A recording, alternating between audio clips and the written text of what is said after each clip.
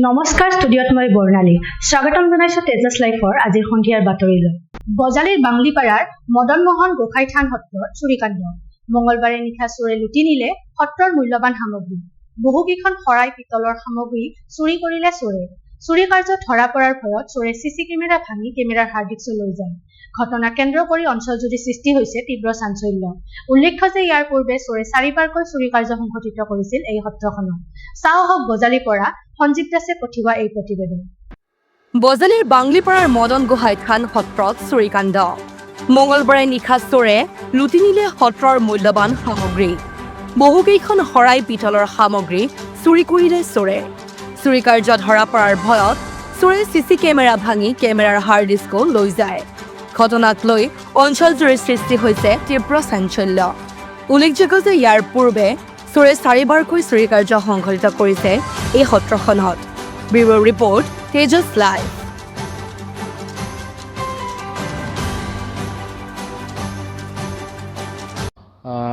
শ্ৰী শ্ৰী মদন মোহন গোসাঁই থান সত্ৰ বাংলিপাৰাত যোৱা নিশা চুৰি কাৰ্য সংঘটিত হয়।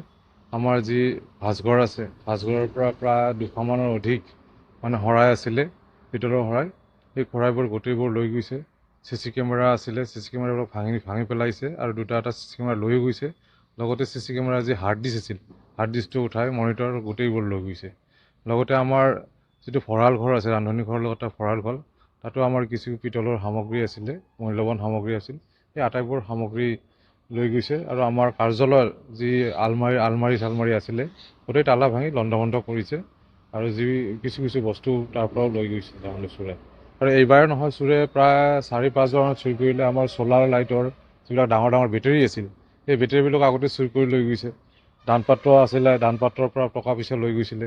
আৰু আপোনালোকে অসমৰ আটাইবিলাকে মানুহে জানেই, এই সত্ৰখনতে এবাৰ সত্ৰৰ নামঘৰৰ মণিকূটৰ ভিতৰতেই গৌমুণ্ড থৈ গৈছিলে দুৰ্বৃত্তই। গতিকে আমি তাৰপিছত নতুনকৈ নিৰ্মাণ কৰিছিলোঁ এই গোটেই নামঘৰটো। গতিকে আমি দেখিছোঁ যোৱা 4-5 বছৰৰ ভিতৰত 3-4বাৰতকৈ অধিক চুৰি কাৰ্য সংঘটিত হৈছে। গতিকে আমি আৰক্ষী প্ৰশাসনক অনুৰোধ জনাইছোঁ যাতে পেট্ৰলিঙৰ ব্যৱস্থাটো অলপ বেছিকৈ কৰে ইয়াত। আৰু লগতে আমাৰ জিলা আয়ুক্ত ডাঙৰীয়াকো আমি অনুৰোধ জনাম যাতে ইয়াতে হাই মাস্ক এটা পাৱাৰ লাইট এটা দিয়াৰ ব্যৱস্থা কৰে, যাতে আমি পোহৰ হৈ থাকে গোটেই ৰাতিটো। তেতিয়া হয়তো আমি ভাবোঁ যে চোৰবিলাক অকণমান এই ক্ষেত্ৰত চুৰ কৰাৰ ক্ষেত্ৰত আমি বন্ধ কৰাৰ ক্ষেত্ৰত আমি সফল হ'ম। নমস্কাৰ, মই নামঘৰীয়া। মই আহি সোনকাল লগে ফুৰ্কি যাম দি দৰ্জা ছিঙি থৈ দিছোঁ। মই ইয়াতে কাম কৰি থাকোঁ। 6টাত যাওঁ, 6টা গধূলি। আৰু নাথো আমি যামেই। পুৱা উঠোঁ আৰু পুৱা আহি দেখিলোঁ এই খুলি ভাঙি চিঙি পেলাই খাই। মই তাহাক খবৰ দিব গ'লোঁ, আমাৰ ছেক্ৰেটাৰী প্ৰেছিডেণ্ট। শৰাই মেখা গোটেই নিছে, শৰাই আছিল তাত। জাগিৰোডত আটক কৰ্ণাটক আৰু মহাৰাষ্ট্ৰৰ 2 প্ৰবঞ্চক। নকল সোণৰ নাও বিক্ৰী কৰিবলৈ আহিছিল লোক দুজনে। নেলী আৰক্ষীৰ জালত 2 প্ৰবঞ্চক সুমিত পাটিল আৰু প্ৰবীণ পুলি। ঘটনা সন্দৰ্ভত তদন্ত অব্যাহত ৰাখিছে আৰক্ষীয়ে। চাওঁ হওক মৰিগাঁৱৰ পৰা আমাৰ সংবাদদাতা মুকিবুদ্দিন আহমেদে পঠিওৱা এই প্ৰতিবেদন।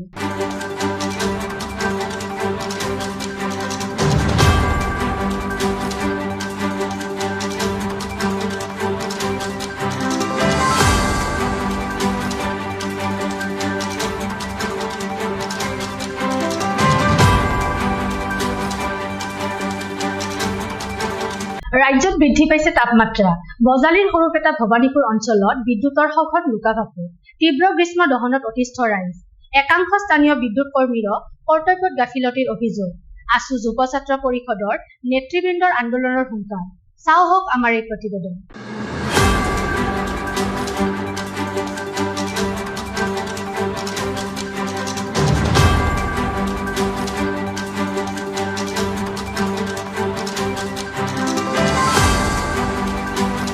বহুত বছৰ ধৰি এই যিবিলাক তাঁৰ ইয়াত ব্যৱহাৰ হৈ আছে বজালী অঞ্চলত, সেই তাঁৰবিলাক তেতিয়াৰ দিনৰ কমচে কম তাঁৰবিলাক 30 বছৰ হৈছে। সেইবিলাক তাঁৰে আমি গম পোৱা মতে সেইবিলাক তাঁৰে এতিয়া লোড ল'ব নোৱাৰে। আমাৰ বজালী অঞ্চলত যিবিলাক গাঁও অঞ্চলৰ আপোনাৰ ভল্টেজটো আপোনালোকে বহুত কম, যাৰ ফলত ৰাতি ফ্ৰিজ টিভি নচলে, মানুহখিনি ভালদৰে সেইবিলাক বস্তু ব্যৱহাৰ কৰিব নোৱাৰে। এইবিলাক কাৰণ হৈছে কি, তাৰবিলাক আমাৰ বহুত ক্ষয় ক্ষতি হৈছে, বহুত বছৰ ব্যৱহাৰ হোৱাৰ কাৰণে ক্ষয় ক্ষতি হোৱাৰ কাৰণে মানে তাত লোডটো ল'ব নোৱাৰে, লোডটো দিলে তাৰবিলাক ছিঙি যায়। আৰু এটা কথা যে প্ৰত্যেক কনজিউমাৰৰ পৰা তেওঁলোকে পাৰ কিলোৱাটত 60 টকাকৈ লয়। 60 টকাটো কিহৰ কাৰণে লয়? ছাৰ্ভিচৰ কাৰণে লয়। ছাৰ্ভিচ অল বজালী ডিষ্ট্ৰিক্টত কিমান কনজিউমাৰ আছে, সিহঁতে কিমান পইচা কালেকশ্যন কৰি আছে APDCL-এ। তাৰ ক্ষেত্ৰত আপুনি ভবানীপুৰতে চাওক, 2জন আছে মাত্ৰ, তেওঁলোকেও কণ্ট্ৰেকচুৱেলহে চাকৰি, অৰিজিনেল তেওঁলোকৰ APDCL-ৰ চাকৰিত তেওঁলোকে চৰকাৰী চাকৰিটো নহয়। আৰু বৃহত্তৰ ভবানীপুৰ এৰিয়াত 2জন মানুহেৰে কোনো কাৰণত আমাৰ এই সমস্যাটো সমাধান নহয়। বতাহ বৰষুণ আহিলে চাৰিওফালে গাছ পৰে, সিহঁতে 2জন মানুহে কৰিব নোৱাৰে। আৰু তেওঁলোকৰো গাফিলতি আছে, তেওঁলোকে কৰিব পৰা কামখিনিও তেওঁলোকেও নকৰে। কাৰণ চৰকাৰৰ গাফিলতিৰ লগতে ডিপাৰ্টমেণ্টৰো গাফিলতিৰ লগতে কৰ্মচাৰীৰো গাফিলতি আছে। আৰু আমি প্ৰত্যেকবাৰে বাৰম্বাৰ আমি যুৱ ছাত্ৰ পৰিষদে তেওঁলোকক ডিপাৰ্টমেণ্টক গৈ আহিছোঁ যে আমাৰ ব্যৱহাৰ হোৱা সকলো তাঁৰ তেওঁলোকে অতি শীঘ্ৰে নতুন তাঁৰত ব্যৱস্থা কৰক। তেওঁলোকে সেইটো কাম নকৰে। স্মাৰ্ট মিটাৰ লগাইছে। স্মাৰ্ট মিটাৰৰ অৰ্থটো কি? স্মাৰ্ট মিটাৰ ক'ত লগাইছে? য'ত সঘনাই লাইনটো থাকেই, কাষ্টমাৰখিনি লাইনটোৰ কাৰণে ৰিচাৰ্জ কৰিব লাগিব। এতিয়া এনেকুৱা হৈছে, যোৱা পৰহি আপোনাৰ 12 ঘণ্টাৰ ওপৰত লাইট নাই ভবানীপুৰত। বিভিন্ন কষ্টৰে মানুহখিনি আছে। আৰু এইখিনি বস্তু চৰকাৰে কোনো কাৰণত নাচায়, ডিপাৰ্টমেণ্টে কোনো কাৰণত নাচায়। তেওঁলোকেতো AC ৰুমত নিজৰ DG চলাই বহি থাকে। তেওঁলোকে জনসাধাৰণৰ, গৰীব জনসাধাৰণৰ কথা কোনো কাৰণত নাভাবে।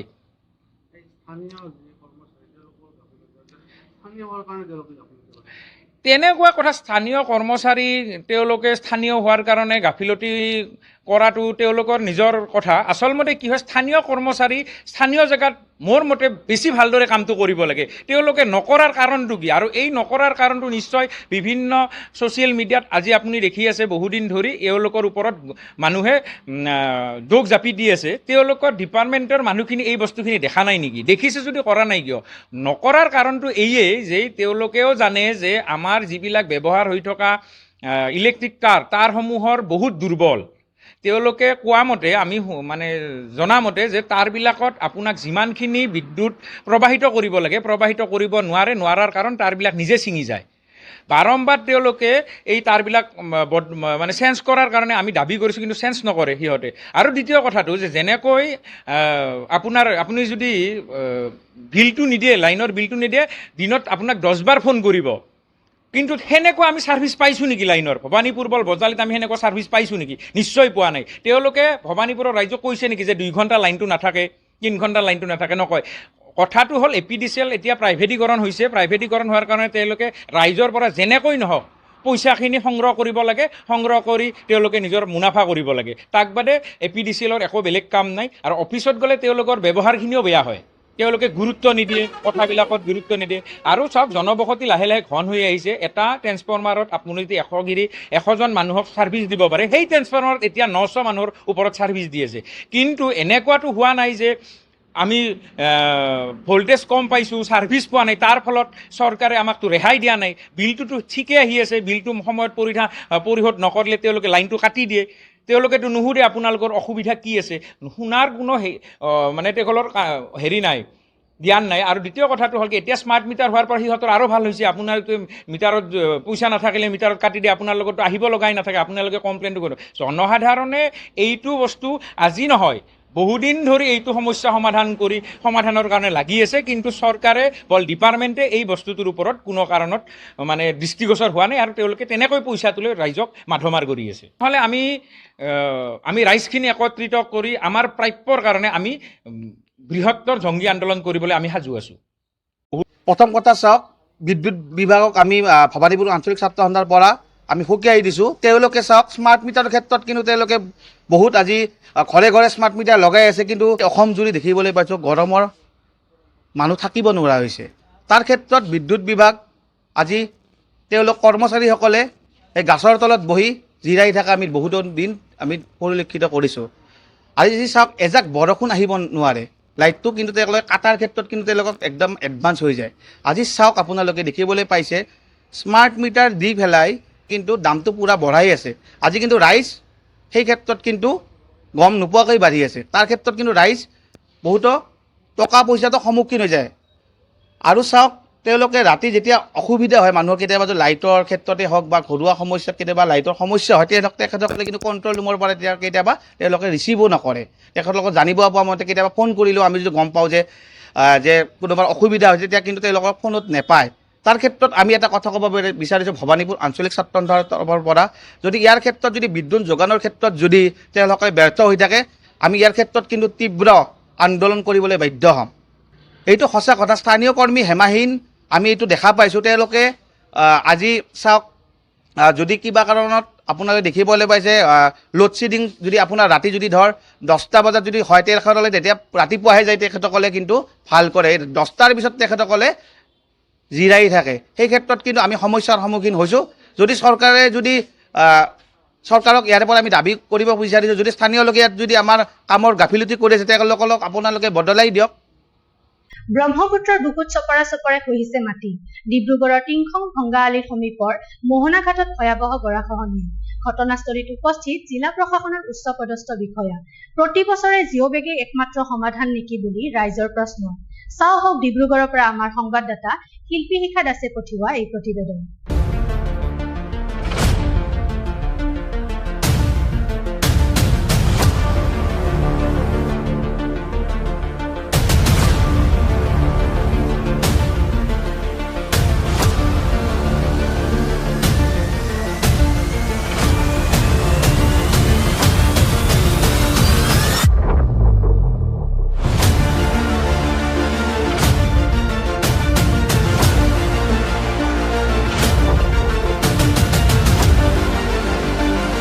বাক্সাৰ গণপতি দাসৰ জীৱন সংগ্ৰাম।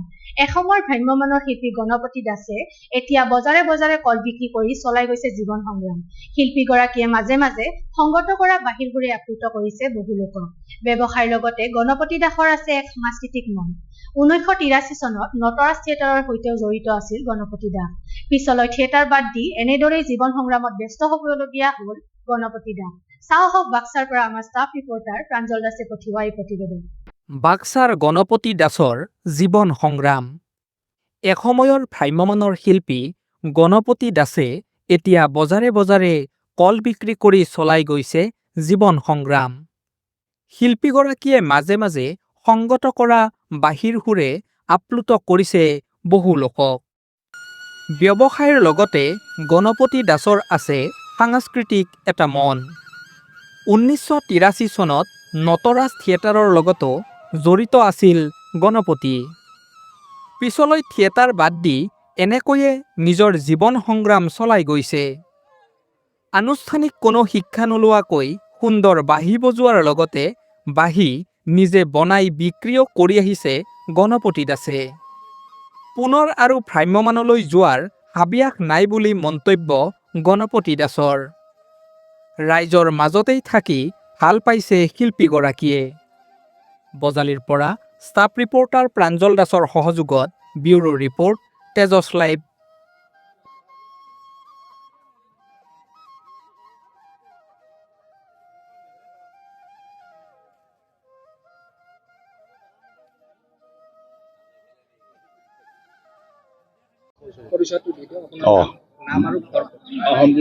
মোৰ ঘৰ হ'ল পশ্চিম গোলাগাঁও, ডাকঘৰ হ'ল গোলাগাঁও আৰু থানা হ'ল চিমলা। মোটামুটি মোৰ 75 চনৰ পৰা ক'লেও ভুল নাই। আগতে মই মহৰ পিঠিত তাৰ বন্ধা আছিলোঁ লোকৰ ঘৰত। এনে বন্ধা থাকোঁতে এনে বাঁহী বজাই ভাল পাওঁ, বনাই ভাল পাওঁ, এনেকৈ আছিলোঁ। আৰু তাৰপিছত এনেকৈ আমাৰ গাঁৱৰ লোকনৃত্যত নিৰঞ্জন পাঠক নামৰ একজন মানুহৰ লগত বৈঠকীত এনে লোকগীত বজাওঁ। তাৰপিছত এনেকৈ নটৰাজ থিয়েটাৰত গ'লোঁ, পৰমেশ্বৰ বসুমতীক পালোঁ, পাই আৰু এনেকৈ থিয়েটাৰতো অলপ ঘূৰিলোঁ। নটৰাজ থিয়েটাৰত কিমান চনৰ পৰা আপুনি জড়িত? 83 চনত আছিলোঁ। কিমান বছৰমান? তাতে 4 বছৰ আছিলোঁ। মধ্যপ্ৰদেশত গৈছিলোঁ।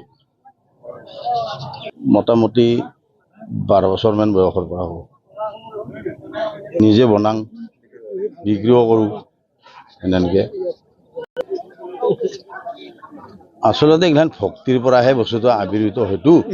অলপ ভক্তি জড়িত আছে মোৰ অন্তৰত। মই সেইকাৰণে মানুহক ভাল পাওঁ আৰু বাদ্যযন্ত্ৰ মই ভাল পাওঁ সেইকাৰণে বেছি কথা নাভাবোঁ আৰু এনেকৈ আছোঁ চলি বহুত অসুবিধা পাইছিলোঁ কাৰণ লগৰ ঘৰত বন্ধা থাকি মা দেউতাক মই মানে পোহপাল দিব লাগে সেই 8 বছৰ বয়সত মই লেখা পঢ়াৰ বিষয় স্কুলত যায়ে নাপালোঁ বুলি ক'ব পাৰি আৰু ভ্ৰাম্যমান জগতত যোৱাৰ মোৰ আৰু ভাবিলাক নাই গতিকে ইয়াতে আমাৰ ৰাজ্যৰ মাজত মই এনেকৈ আনন্দ বিলাই আৰু জীৱন আৰু শেষ কৰিব পাৰিলেও মই আপত্তি নাই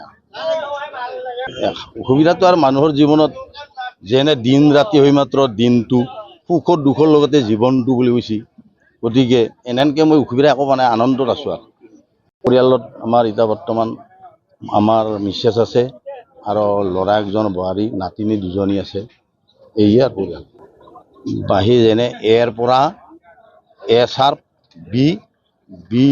বিৰ পৰা চি ডি চাৰ্প চবখিনি পাব 500 টকা 1200 টকা ডাবুল এফৰ বাহি যদি বিক্ৰী কৰিব লগা হয় সেইটো 1200 টকা হয় ডি চাৰ্পৰ বাহি 1200 টকা হয় এই বাক্সাৰ বজাৰত চিমলা বজাৰ আছে তাৰপিছত আমাৰ নলবাৰীৰ শুক্ৰবাৰ আছে তাৰপিছত শিলবাৰী আছে মঙলবাৰ বুধবাৰ আছে শনিবাৰ আছে জালাঘাট বৈধ নথি পত্ৰ থকাৰ পিছতো বজালীত গৰু ব্যৱসায়িক ৰাজপথত হাৰাশাস্তিৰ অভিযোগ একাংশ হিন্দুত্ববাদী সংগঠনে বজালীৰ ৰাজপথত চলাইছে নেকি এই তাণ্ডৱ বজৰং দলে ৰাজপথত গৰু ব্যৱসায়িক হাৰাশাস্তি কৰাৰ অভিযোগ ঘটনাক কেন্দ্ৰ কৰি অঞ্চলজুৰি তীব্ৰ চাঞ্চল্যৰ সৃষ্টি চাওক আমাৰ এই প্ৰতিবেদন বৈধ নথিপত্ৰ থকাৰ পিছতো বজালীত গৰুৰ ব্যৱসায়িক ৰাজপথত হাৰাশাস্তিৰ অভিযোগ একাংশ হিন্দুত্ববাদী সংগঠনে বজালীৰ ৰাজপথত চলাইছে নেকি এই তাণ্ডৱ ঘটনাক কেন্দ্ৰ কৰি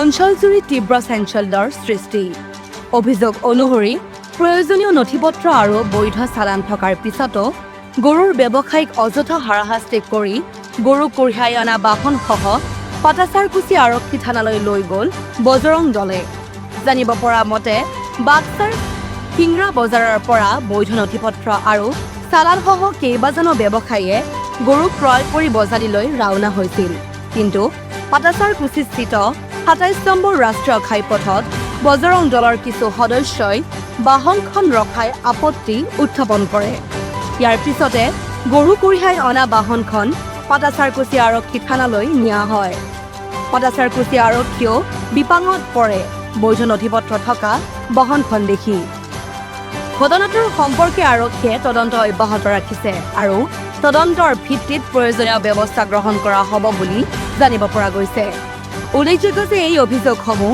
ব্যৱসায়ী পক্ষৰ দাবীৰ ভিত্তিত উত্থাপিত হৈছে ইয়াৰ পূৰ্বে বজালীত গৰু ব্যৱসায়িক হিন্দুত্ববাদী সংগঠনৰ সদস্যই ধন দাবী কৰি আটক হোৱা ঘটনা সংঘটিত হৈ গৈছে ব্যুৰো ৰিপৰ্ট কেজছ লাইভ আমি পাটাচাৰ কি চিংৰা বজাৰৰ পৰা আমি গৰু কিনি তাৰমানে আমি ঘৰত লৈ যাব ধৰিছিলোঁ কিন্তু পাটাচাৰ কাছে আহি পোৱাৰ লগে লগে বজৰং পাৰ্টীয়ে আমাক ধৰিছে সিহঁতে কৈ আছে যে যোৱা মংগলবাৰে পাঠশালাত এখন গাড়ী বোলে খুন্দা মাৰি থৈ গৈছে গৰুৰ গাড়ীয়ে সেইকাৰণে আমাক ধৰিছে এতিয়া সেই মানুহকেইটাক লাগে সেই মানুহটো লাগে সেই মানুহটো আনি দিবা বুলি আমাক এৰি দিব আছে চবকে আছে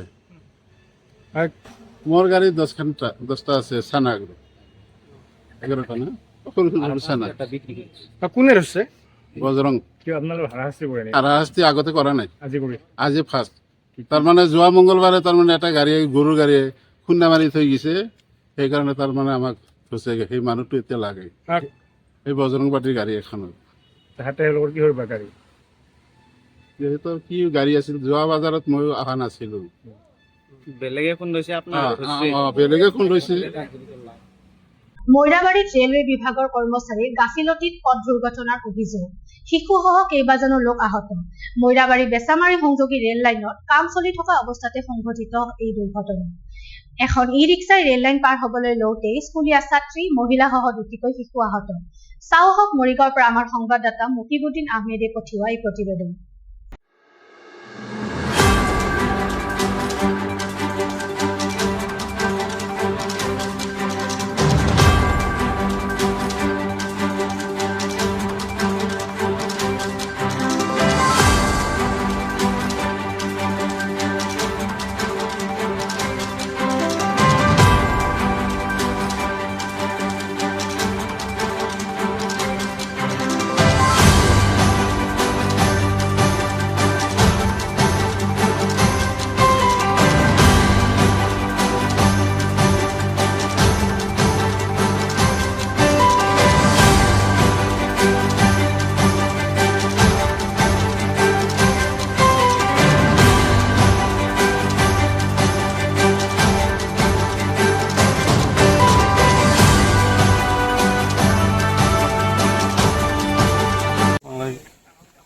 কি কৰে এইটোতো পাব্লিক কমপ্লেইন আছে আপোনালোকৰ এটা চাইডতো কমপ্লিট কৰি এটা চাইড দি আছিলোঁ ময়ো ইয়াতে থিয় থৈ গাড়ীকেইটা কামটো কিমান দিনৰ পৰা চলি আছে ইয়াত কাম কামটো মইতো গম নাপাওঁ মই আজি আহিছোঁ নতুন আহিছে আপুনি যেতিয়া আহিছে কিবা চাইনবোৰ্ড লগোৱা বা গেটখন লগোৱা আছিল নেকি মই যেতিয়া আহি পালোঁ তেতিয়া লগোৱা নাই এনে কাম কৰিলে চাইনবোৰ্ড লগাব লাগে নে নালাগে কাৰ গাফিলতিত হ'ল বুলি ভাবে আপুনি যিহেতু আপুনি এইটো বিভাগৰে মানুহ হয় এক্সিডেণ্টটো কাৰ গাফিলতি এইটো গোটেই পুৰা ফুল মেনেজমেণ্ট এনে বহুত দিনৰ পৰা কাম চলি আছে প্ৰায় 2 মাহ ধৰি মই গম নাপাওঁ চাইনবোৰ্ড লগোৱা নাই কোনো ধৰণৰ যিহেতু এইটো এটা ব্যস্ত পথ হয় মানে বিজি ৰোড এইটো মই গম নাপাওঁ যে 2 মাহৰ পৰা কাম চলি আছে নে 3 মাহ এইটো গম নাপাওঁ মই ফাৰ্ষ্ট আজি আহিছোঁ ফাৰ্ষ্ট আহি কিনে এইটো পালোঁ এতিয়া মানে এক্সিডেণ্ট হৈ যিখিনি মানুহে দুখ পালে তেওঁলোক ক'ত আছে এতিয়া আমালোকৰ মানুহ লৈ গৈ চিভিলত পঠাইছে আজি 2 মাহৰ ওপৰত হ'ল ঠিক পেলাই থৈ গৈছে ঠিক পেলোৱাৰ পিছত আজি সপ্তাহ 15 দিন ধৰি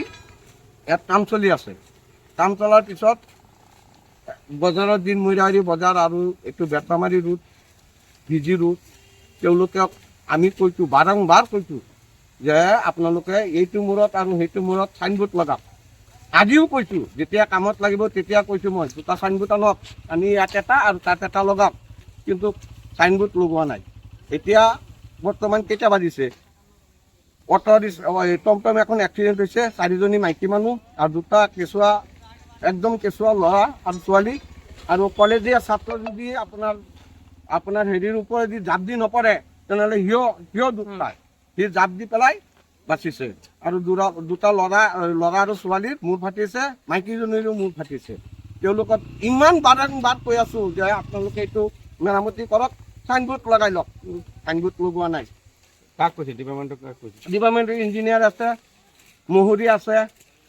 কণ্ট্ৰেক্টাৰ আছে তেওঁলোকক কৈছোঁ আমি আজিও কৈছোঁ মই যে আপোনালোকে চাইনবোৰ্ড লগাই লওক তেখেতসকল আমাৰ মিয়া এলেকা বুলি একদম গ্ৰাহ্যই নকৰে কিবা এটা কমপ্লেইন কৰিলে তেওঁলোকে মানে এইটোত মানে একদম মাতি নিদিয়ে এনে চাইনবোৰ্ড লগোৱা আপোনালোকৰ জৰিয়তে আমি জনাওঁ যে এনেকুৱা দুৰ্ঘটনা আৰু বহুত এক্সিডেণ্ট হৈছে বাইক এক্সিডেণ্ট মানুহ বাইকৰ পৰা ঠিক কৰিছে তেওঁলোকক কমপ্লেইন কৰিছোঁ ওপৰৰ পৰা এজন আহিছিল সেইজনক কমপ্লেইন কৰিছোঁ ইঞ্জিনিয়াৰ ভিতৰতে তেওঁ কামত লগাই কাম কৰি আছে কিন্তু তেওঁলোকৰ গাফিলতি আমাৰ কণ্ট্ৰেক্টৰৰ গাফিলতি এনে গেটখন লগোৱা আছিল নে নাই নাই গেট লগোৱা নাছিল চাইনবোৰ্ডো লগোৱা নাই নাই চাইনবোৰ্ডো লগোৱা নাই কামটো কিমান দিনৰ পৰা চলিছে আজি কিজানি 1 মাহ হ'ব কাম এদিন কৰিলে 2 দিন নহয় 2 দিন কৰিলে কাম কৰা অৱস্থাত কোনো চাইনবোৰ্ড নলগাই নাই চাইনবোৰ্ড নলগাই অসমীয়া বিদ্বেষী মন্তব্যৰ বিৰুদ্ধে জাঙুৰ খাই উঠিল নেমছৰ সভাপতি বদৰুল ইছলাম অসমত থাকি অসমীয়া ভাষা স্বীকাৰ নকৰাসকলক বাংলাদেশলৈ যাবলৈ আহ্বান চাওঁ হওক গুৱাহাটীৰ পৰা আমাৰ সংবাদদাতা হিমাশ্ৰী কলিতাই পঠিওৱা এই প্ৰতিবেদন জীৱনে মৰণে চিৰদিন অসমীয়া এই কথাষাৰ অসমৰ সংখ্যালঘু লোকসকলে পাহৰি গ'লে নহ'ব ভাষা আন্দোলন হ'ল মাধ্যম আন্দোলন হ'ল বহু মুছলমান লোক শ্বহীদ হ'ল আৰু এই শ্বহীদ যুগ যুগান্তৰে যি অসম বুৰঞ্জী তাতে নিশ্চয় লিখা থাকিব এতিয়া যি আগন্তুক চেঞ্চাছ আহি আছে যি লোকগণনা আহি আছে এই লোকগণনা যিমান চমু চাপিছে একাংশ বাংলা প্ৰেমী মানুহৰ সংখ্যা বাঢ়িছে দেখিছোঁ 2-এদিন ধৰি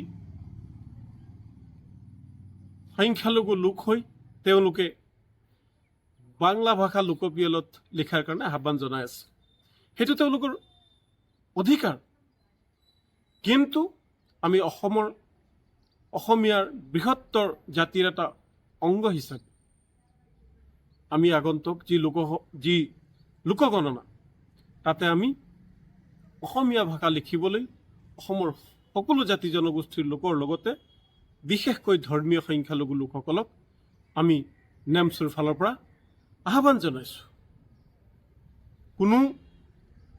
কোনোবা ব্যক্তি বা সংগঠনে যদি বাংলা ভাষা ভাল পায় বাংলা ভাষা যদি লিখিব লাগে যদি সঁচাকৈ বাংলা ভাষা লিখিব লাগে তেতিয়াতো বাংলাদেশলৈ গুচি যাওক তাতে কোনে আপত্তি কৰিছে আমি কেতিয়াও বাংলা ভাষাক বেয়া নাপাওঁ কিন্তু যিহেতু আমি অসমীয়া জাতিৰ এটি অংগ জাতি সেই হিচাপে আমি অসমীয়া ভাষাটোক যাতে নিজৰ মাতৃভাষা আগন্তুক লোকপিয়লত লিখে তাৰ কাৰণে আমি বাৰম্বাৰ অনুৰোধ জনাই আহিছোঁ। আৰু অসমৰ মুছলমান লোকসকলে বিশেষকৈ ৯৫% অসমৰ ধৰ্মীয় লোকসকলে, ধৰ্মীয় সংখ্যালঘু লোকসকলে তেওঁলোকে মাতৃভাষা অসমীয়া হিচাপে লিখিব। অকল